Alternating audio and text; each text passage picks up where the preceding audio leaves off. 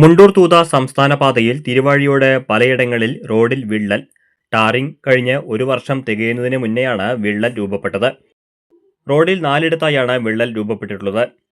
മുണ്ടൂർ തൂത സംസ്ഥാന പാത കമ്മീഷൻ റോഡായി മാറിയെന്ന് കോൺഗ്രസ് നേതാക്കൾ. പല വിള്ളലുകളും റോഡിന്റെ അടിത്തട്ട് വരെ കാണാവുന്ന തരത്തിലാണ്. ഇവിടെ റോഡിലൂടെയാണ് അഴുക്കുവെള്ളം പോകുന്നത്.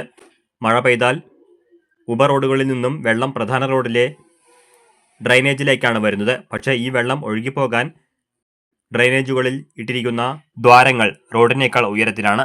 അതുകൊണ്ട് ഉപറോഡുകളിൽ വെള്ളം കെട്ടിനിൽക്കുന്നതും തിരുവാഴിയോടെ പല വ്യാപാര സ്ഥാപനങ്ങളിലും വെള്ളം കയറുന്നത് പതിവാണ്. റോഡ് നിർമ്മാണത്തിലെയും അഴുക്കുചാൽ നിർമ്മാണത്തിലെയും അശാസ്ത്രീയത സംബന്ധിച്ച് മുൻപ് നിരവധി പരാതികൾ ഉയർന്നിരുന്നു.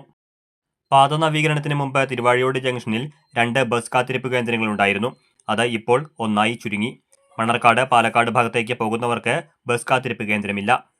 തിരുവാഴിയോട് ജംഗ്ഷനിൽ മണ്ണാർക്കാട് പാലക്കാട് ഭാഗത്തേക്ക് വാഹനങ്ങൾ തിരിഞ്ഞു പോകുന്നതിനുള്ള ഡിവൈഡർ സ്ഥാപിച്ചതിലെ പ്രശ്നം പരിഹരിച്ചിട്ടില്ല.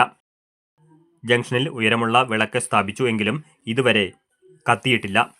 തിരുവാഴിയോട് ജംഗ്ഷനിൽ അനുയോജ്യമായ സ്ഥലത്ത് സീബ്ര വരയുമില്ല. മുണ്ടൂർ തൂത സംസ്ഥാന പാത എന്ന പേരിന്റെ കൂടെ കമ്മീഷൻ റോഡ് എന്നുകൂടി എഴുതി ചേർക്കണമെന്ന് കോൺഗ്രസ് നേതാക്കൾ പറഞ്ഞു. തികച്ചും അശാസ്ത്രീയമായ നിർമ്മാണ പ്രവൃത്തികളാണ് നടന്നിട്ടുള്ളത് എന്ന് DCC member Swaminathan, CT Chandrasekharan, member Geetha P എന്നിവർ ആരോപിച്ചു.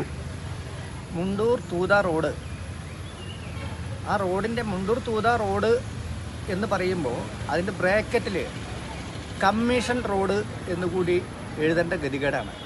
കാരണം ഇത്രയധികം അശാസ്ത്രീയമായ നിരുത്തരവാദപരമായ ഒരു പ്രവൃത്തി നമ്മൾ ആരും ഇതുവരെ കണ്ടിട്ടില്ല. റോഡ് പണി തീരുന്നതിന് മുമ്പ് തന്നെ ഈ റോഡ് തകരുന്ന കാഴ്ചയാണ് ഇതുടനീളം നോക്കിയാൽ നമുക്ക് കാണാൻ വേണ്ടി കഴിയുക.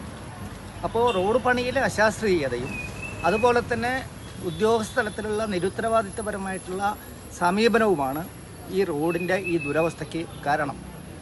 പൊതുപണം ഇങ്ങനെ പച്ചയ്ക്ക് കൊള്ളയടിക്കുന്നതിൻ്റെ നേരിട്ടുള്ള ഉദാഹരണമാണ് മുണ്ടൂർ തൂത റോഡ്.